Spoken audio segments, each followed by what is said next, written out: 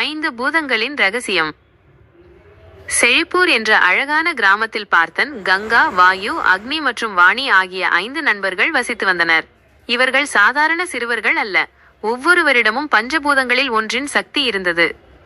பார்த்தன் நடந்தால் நிலம் அதிரும், நிலம். கங்கா அருகில் சென்றால் தண்ணீர் மேலே எழும்பும் நீர்.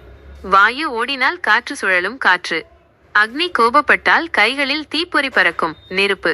வாணி நினைத்தால் பொருட்களை தொடாமலே மிதக்க வைப்பாள், ஆகாயம். ஆனால் இந்த சக்திகள் எதுவும் அவர்கள் கட்டுப்பாட்டில் இல்லை. இது அவர்களுக்கு ஒரு விளையாட்டாகவே இருந்தது. நாட்கள் செல்ல செல்ல கிராமத்தின் உயிர்நாடியான பொன்னி நதி திடீரென வறண்டு போக தொடங்கியது. மரங்கள் காய்ந்தன, மக்கள் தவித்தனர். இது இயற்கையான வறட்சி அல்ல என்பதை உணர்ந்த நண்பர்கள் நதி பிறக்கும் மலையை நோக்கி சென்றனர். அங்கே நதி தொடங்கும் இடத்தில் வறட்சி அரக்கன் ஒருவன் நின்றிருந்தான். அவன் உடல் காய்ந்த நிலம் போல வெடித்திருந்தது. அவன் நதியின் நீரை தன் வெப்பத்தால் ஆவியாக்கி கொண்டிருந்தான். நண்பர்கள் கோபத்துடன் தனித்தனியாக அவனை தாக்கினர். அக்னி நெருப்பை வீசினான், வாயு காற்றை வீசினான். ஆனால் அது அரக்கனை மேலும் பலப்படுத்தியது. அவர்கள் தனித்தனியாக போராடி தோற்று போனார்கள்.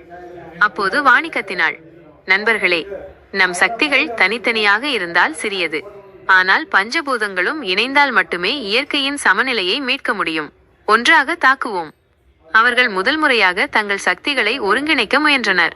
பார்த்தன் பூமியை அதிர செய்து அரக்கனின் கால்களை பிடித்து கொண்டான். வாயு அரக்கனை சுற்றி ஒரு சூறாவளியை உருவாக்கினான். வாணி அந்த ஆற்றலை ஒரு புள்ளியில் குவித்தாள்.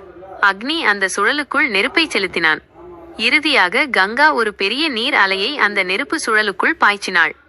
நெருப்பும் நீரும் கலந்ததும் மிகப்பெரிய சத்தத்துடன் நீராவி வெடித்தது. அந்த அழுத்தத்தை வறட்சி அரக்கனால் தாங்க முடியவில்லை. அவன் உடல் சிதறி அழிந்தான். வானம் இருண்டு மழை கொட்டியது. பொன்னி நதியில் மீண்டும் வெள்ளம் பெருக்கெடுத்து ஓடியது. செழிப்பூர் கிராமம் மீண்டும் செழிப்பானது. 5 நண்பர்களும் தங்கள் சக்தியை கட்டுப்படுத்த கற்றுக்கொண்டது மட்டுமல்லாமல் ஒரு பெரிய உண்மையையும் தெரிந்து கொண்டார்கள். நீதி, ஒற்றுமையே பலம்.